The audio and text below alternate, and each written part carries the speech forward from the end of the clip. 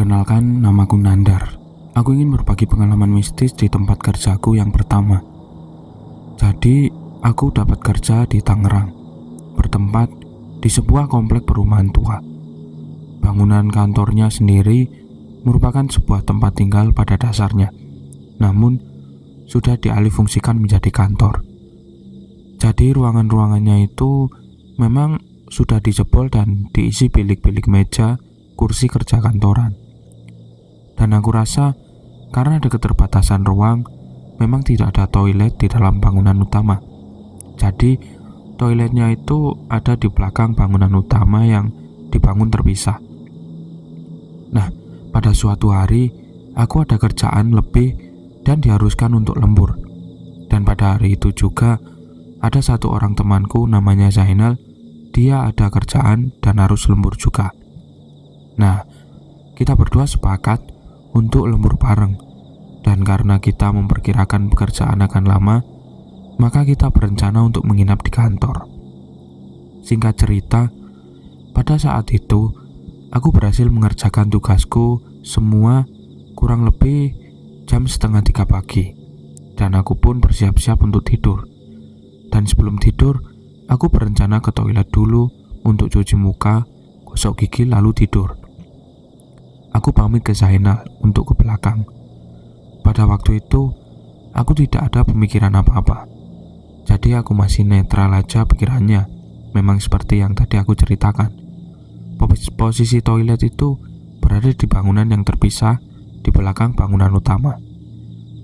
Akses ke toilet itu melalui pintu belakang. Nanti ada sebuah taman kecil yang memang cuma ada beberapa pot bunga, rumput hijau, dan ada kolam ikan kecil yang sudah kering dan tidak terurus. Bangunan toilet itu sendiri memang bisa dibilang tidak terlalu besar, tapi tidak kecil. Terbagi 2 pintu, kiri untuk yang perempuan dan kanan untuk toilet laki-laki. Di dalam toilet cowok itu lumayan luas. Di posisi kiri itu ada cermin panjang dengan 3 wastafel. Dan di posisi kanan ada tempat urinoir dan ada 3 bilik untuk buang air besar. Aku saat itu cuci muka dan sikat gigi.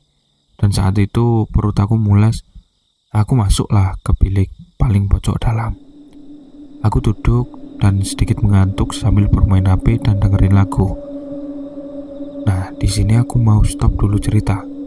Karena akan aku ceritakan dari 2 sudut pandang berbeda. Aku akan lanjut dulu dari sudut pandang temanku si Zainal. Jadi, setelah aku pamit ke dia untuk ke toilet, ternyata dia juga sudah selesai kerjaannya. Tidak begitu lama dariku. Dia mau ke toilet juga karena kebelet. Jalanlah dia ke belakang dan masuk ke toilet. Pas dia masuk, dia panggil namaku, tapi gak ada jawaban dan hening. Dia tidak pikir panjang karena dia sudah kebelet.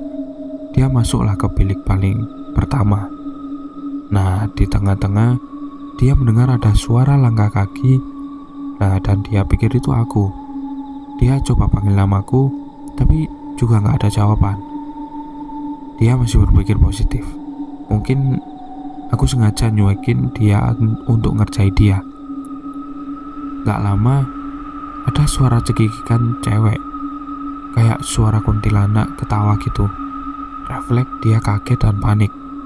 Cukup lama suaranya terdengar. Bagi dia, suaranya terdengar cukup nyata dan datang dari bilik tengah. Karena dia takut dan panik, dia coba pukul gedor pintu bilik dia dan teriak, "Woi, jangan main-main gini ah." Dia anggap itu aku. Mungkin dari suara HP, dia pikir untuk mengerjai dia. Suasana hening sejenak, tapi suara cekikikan terdengar lagi. Terus dia gedor lagi biliknya dan ngomong, "Woi, jangan ngerjain aku." Setelah itu tidak terdengar lagi suara cekikikan. Mungkin dia sudah terlalu panik untuk berpikir rasional. Entah apa yang bikin dia cukup histeris. Tiba-tiba dia gak tahan segera bebersih dan membuka pintunya. Dan dia dengan kesalnya menendang pintu bilik tengah. Dan karena memang pintunya gak terkunci, jadi langsung kebuka dan kebanting gitu. Kosong. Terus dia akhirnya lanjut ke pintu ujung. Dia tendang dan tidak terbuka karena memang pintunya terkunci, ada aku di dalamnya. Memang setelah posisi temanku keluar, suara cekikan itu sudah gak ada. Oke, sekarang kita lanjut ke sudut pandangku sendiri. Setelah aku masuk ke bilik aku sendiri, seperti yang aku bilang tadi, aku cukup santai di dalam. Tapi sama dengan temanku, di tengah-tengah di balik headset yang aku pakai, aku juga dengar suara cekikan. Jujur, aku super panik karena aku itu orangnya penakut banget. Tapi aku hanya diam. Aku benar-benar takut, aku terdiam. Aku masih dengerin lagu dari HP, tapi jujur, otakku gak fokus sama sekali. Dan aku secara gak sadar berusaha mendengar dari mana suara cekikikan itu sumbernya. Sumpah, aku gak tahu terdiam berapa lama, tapi kira-kira sekitar 10 menit. Aku rasa itu 10 menit terlalu lama dalam hidupku. Singkat cerita, aku tersadar dari lamunan panikku setelah aku dengar pintuku ditendang. Otomatis aku loncat kaget, karena aku benar-benar udah gak tahan. Aku langsung bebersih, nekat mau lari keluar untuk kabur. Begitu aku buka pintu, aku langsung ngeliat ada temanku, Fikri, dengan muka panik dan marah juga.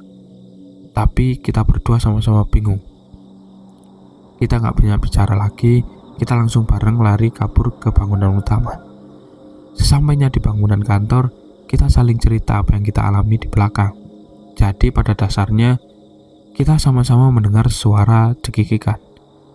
Tapi anehnya, aku sama sekali gak mendengar suara gedoran, panggilan, ataupun teriakan-teriakan temanku. Jadi kayak kita berada di ruangan yang berbeda gitu. Jujur, aku bersyukur banget ada temanku yang biarpun panik dan takut, tapi masih bisa nekat dan keluar untuk ngelawan rasa takutnya. Gak kebayang apa yang akan terjadi kalau aku sendirian. Mungkin aku tidak akan keluar sampai besok.